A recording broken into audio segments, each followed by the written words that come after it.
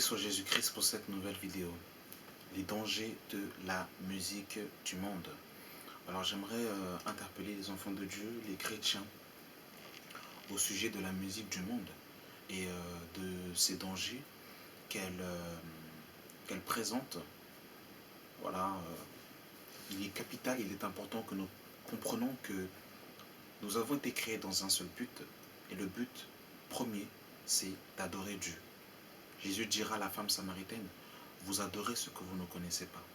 L'heure vient, et elle est déjà venue, où ce sera ni sur cette montagne, ni à Jérusalem, que vous devrez adorer le Père.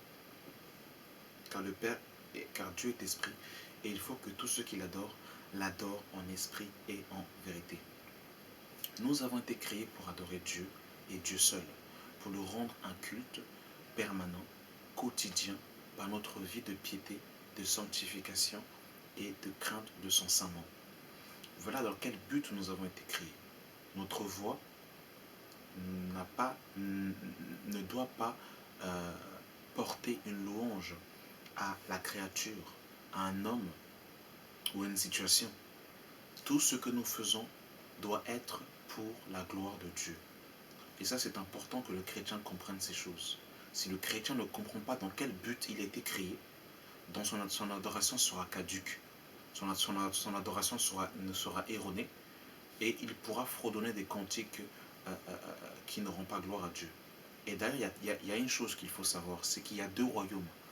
Il n'y en a pas trois, il n'y en a pas quatre. Il y a le royaume de Dieu et le royaume de Satan. Dans le monde, il y a deux esprits. Il y a l'esprit de Dieu et l'esprit du malin. Dans le monde, il y a encore deux inspirations. L'aspiration qui nous vient du Saint-Esprit et l'inspiration qui nous vient du malin. Donc la chose que nous devons savoir, c'est que si une inspiration ne vient pas du Saint-Esprit, de qui provient-elle? Si une chose ne rend pas gloire à Dieu, mais à qui rend-elle gloire? Ce sont des petites questions qu'il faut que nous nous posions. Il y a une chose qu'il faut que nous sachions, bien-aimés dans le Seigneur, c'est que la parole de Dieu va nous dire que tout ce que nous devons faire, nous devons le faire pour la gloire de Dieu. Nous sommes dans Éphésiens chapitre 5. Éphésiens 5. Que Dieu nous garde. Éphésiens 5, à partir du verset 18, il est écrit: ne vous enivrez pas de vin, de la débauche, soyez au contraire remplis du Saint-Esprit. Entretenez-vous par des psaumes, par des hymnes, par des cantiques spirituels, chantant et célébrant de tout votre cœur les louanges à Dieu. Rendez continuellement grâce pour toutes choses à Dieu le Père, au nom de notre Seigneur Jésus-Christ, vous soumettant les uns les autres dans la crainte de Dieu. Lorsque nous lisons Colossiens chapitre 3, à partir du verset 16, il est écrit que la parole de Christ habite parmi vous avec abondance. Instruisez-vous et exhortez-vous les uns les autres en toute sagesse, par des psaumes, par des hymnes, par des cantiques spirituels, chantant à Dieu dans tout votre cœur sous l'inspiration de la grâce. Et quoi que vous fassiez, en parole ou en œuvre, faites tout au nom du Seigneur Jésus-Christ, en rendant par lui des actions de grâce à Dieu le Père. Voyez-vous, on nous dit, et quoi que vous fassiez en parole ou en œuvre, faites tout au nom du Seigneur Jésus-Christ, rendant par lui des actions de grâce à Dieu le Père. Donc, ce que nous devons rendre comme louange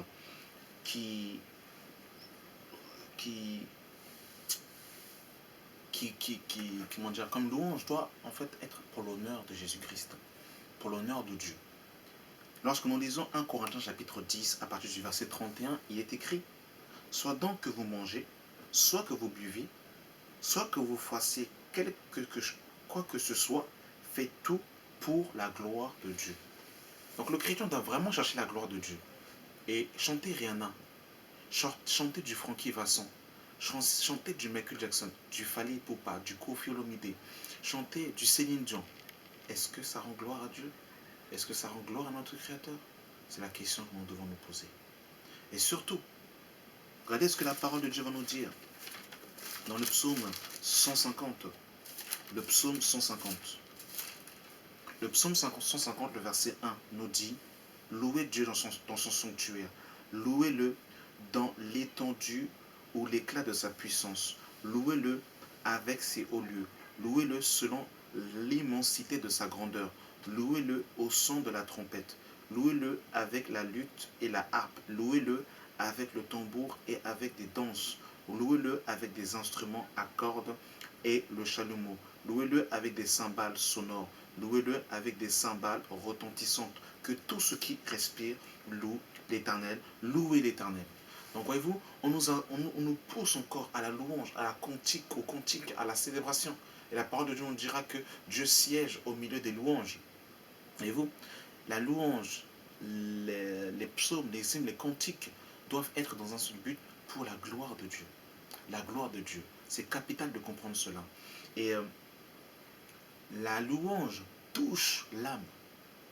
David dira: mon âme bénit l'Éternel. Et c'est là, justement, que les choses commencent. Vous savez, Satan était proche de Dieu. Il connaît les principes du ciel. Il connaît les principes du royaume. Vous savez, la louange a une puissance pour Dieu.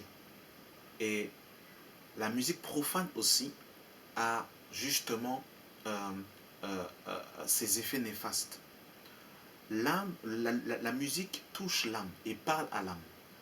Vous n'êtes pas sans cesse ignoré que selon 1 Thessaloniciens chapitre 5, le verset 23, l'être est constitué du corps, de l'âme et de l'esprit. Et la louange touche particulièrement l'âme. David dira: mon âme bénit l'Éternel. Et l'âme est le siège des émotions. L'âme, c'est un peu le disque dur de l'être humain. C'est la personnalité, le caractère. C'est avec l'âme justement que nous recevons les émotions. Voilà pourquoi j'entends de Gethsemane, Jésus dira: mon âme est triste jusqu'à la mort. L'âme est le siège des émotions. Et dans l'âme justement, Satan sait que c'est là qu'il y a la personnalité, c'est là qu'il y a le caractère. Et dans la musique profane, Satan veut pervertir notre âme. Satan veut communiquer à notre âme un caractère, une pensée, une personnalité, une manière de nous vêtir, une manière de parler. Parce que l'âme, justement, la musique, pardon, touche l'âme. Je suis d'origine du Congo, et dans la musique congolaise, il y a beaucoup de musique sensuelle. Beaucoup de rumba congolaises ont pour but et ont pour fondement la sensualité, ont pour fondement des musiques impudiques où les femmes vont montrer leur postérieur, vont bouger leur postérieur et ça va être normal, où les femmes auront justement, mettront leur corps justement en exerce en avant la nudité, où plus une femme montre ses courbes et plus elle est adulée, plus elle est admirée. Voilà un peu ce que nous voyons dans la musique africaine. Dans le zouk, par exemple, il y a beaucoup la sensualité, beaucoup l'impudicité. Et vous verrez que, par exemple, une personne qui a l'habitude d'écouter le zouk, bah, vous verrez que dans son âme, ce sera une personne qui aimera les câlins, une personne qui aimera la sensualité, la douceur, l'affection, qui aimera la sensualité, le contact, qui sera facilement tactile et qui sera aussi impudique. Ça va beaucoup porter son âme. Je ne dis pas que c'est toujours, c'est une vérité, comment dire, absolue, mais je dis que ça va porter son âme à l'impudicité, ça va porter son âme à la légèreté, à la volupté. Vous verrez qu'une personne qui écoute du rap, généralement, ce n'est pas une vérité générale, mais vous verrez que généralement, les personnes qui sont 100% rap, vous verrez que dans leur manière de se vêtir, il y aura un style assez streetwear. Vous verrez que leur langage sera un langage en fait de la rue, beaucoup d'insultes, beaucoup de grossièreté. Donc vous voyez que dans la musique en fait touche l'âme. Et ça, Satan le sait très bien. Et en touchant l'âme, justement, il dépose dans l'âme quelque chose. Vous verrez par exemple qu'une personne, par exemple une chanteuse, qui va composer une musique, et dans cette musique, justement, elle va expliquer ce qu'elle a vécu dans sa vie, dans la chair. Par exemple, une femme qui a été trompée par son mari. Lorsqu'elle compose et qu'elle écrit, justement, cette musique, c'est son âme qu'elle déverse. Ce sont les blessures de son âme. Ce sont l'amertume de son âme qu'elle déverse, qu'elle écrit. Et lorsque une personne écoute justement ce genre de musique, c'est comme si elle recevait toute l'amertume, toutes les blessures de cette personne qui tombent dans son cœur. Voyez-vous? Elle communique en fait une vie parce qu'on ne donne que ce que l'on a. Donc une personne par exemple qui est impudique, une personne qui est violente, une personne qui est querelleuse, une personne qui est arrogante, une personne qui aime l'argent, quand elle chante, elle donne ce qu'elle a, elle communique ce qu'elle a, elle transmet ce qu'elle a. Bien aimé dans le Seigneur. Et vous verrez que la musique façonne beaucoup l'homme. Vous verrez que la tenue vestimentaire, vous verrez que la manière de parler, la manière de penser, la manière en fait d'être, la musique y est pour quelque chose. Et dans la musique profane, il y a quelque chose, il y a un esprit puissant. Vous verrez que si vous venez à un mariage et qu'il n'y a pas de musique, ce n'est pas un mariage. S'il n'y a pas de musique profane, ce n'est pas un mariage. Vous venez à un anniversaire, il n'y a pas de musique profane. Ce n'est pas une fête. Pour qui la fête, pour qui en fait la danse, il faut justement de la bonne musique profane. Il faut de la bonne musique du monde pour polluer justement les âmes. Et c'est pour ça que vous verrez que, par exemple, des personnes comme les Rihanna, qui sont mandatées par le diable pour pervertir justement les jeunes filles, pour pervertir justement les filles, pour que, quand on voit par exemple des femmes comme les Nicki Minaj, comme les Beyoncé, comme les Rihanna, ces femmes mandatées par le diable pour pervertir la jeunesse, pour pervertir la femme, pour discréditer la femme, afin que la femme, les filles, perdent leur virginité très jeune, pour que les filles soient dévêtues, pour que les filles se rasent la tête, pour que les filles montrent leur postérieur, montrent leur poitrine. Voilà, en fait, pour sortir la femme les filles de leur cachette. Et quand on voit les hommes, ben voilà, ce sont des véritables dominateurs qui n'ont pas l'esprit de Jésus-Christ, cet esprit doux et paisible, le caractère de l'agneau. On ne le voit pas. Quand vous voyez des personnes, par exemple, comme les Bouba, comme les Rof, ces personnes justement qui montrent la masculinité, qui montrent la force selon la chair, mais qui sont contraires à l'image du Fils de Dieu, et bien toutes ces personnes en fait communiquent quelque chose dans l'âme. Et ça c'est capital, il faut que nous le sachions. Et je terminerai par un dernier passage dans euh, justement 1 Pierre chapitre 2. Dans 1 Pierre chapitre 2, que Dieu nous garde du monde. 1 Pierre chapitre 2, à partir du verset à partir du verset 11. Bien-aimés, je vous exhorte comme étrangers et voyageurs sur la terre à vous abstenir des convoitises charnelles qui font la guerre à l'âme. Et la musique du monde fait la guerre à l'âme. Elle empêche la semence de Dieu de nous communiquer et de sanctifier l'âme, de purifier l'âme, justement. Et il faut vraiment que nous sortions de cette séduction. Il faut vraiment que nous quittions ces choses. Et ces choses sont possibles uniquement que par la connaissance du Fils de Dieu. Plus on s'approche de la connaissance de Jésus-Christ, plus on se sépare des choses du monde. Notre bouche n'a pas été faite dans le but de rendre gloire aux choses de ce monde, mais de rendre gloire à notre Créateur, à Dieu.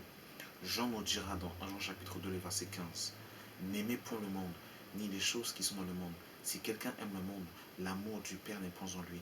Car tout ce qui est dans le monde, la convoitise des yeux, la convoitise de la chair et l'orgueil de la vie ne vient pas du Père, mais vient du monde. Et ce qui est du monde passe, et ce qui est dans le monde passe en fait, et ça convoitise aussi. Mais ceux qui demeurent, mais ceux qui font la volonté de Dieu demeurent éternellement. » Donc voilà, j'ai vraiment voulu vous exhorter, nous exhorter moi le premier, à prendre garde à la musique du monde et aux choses, aux dangers qu'elle peut communiquer, qu'elle peut transmettre. Voilà, merci d'avoir regardé cette vidéo et que le Dieu et Père de notre Seigneur Jésus-Christ soit avec vous.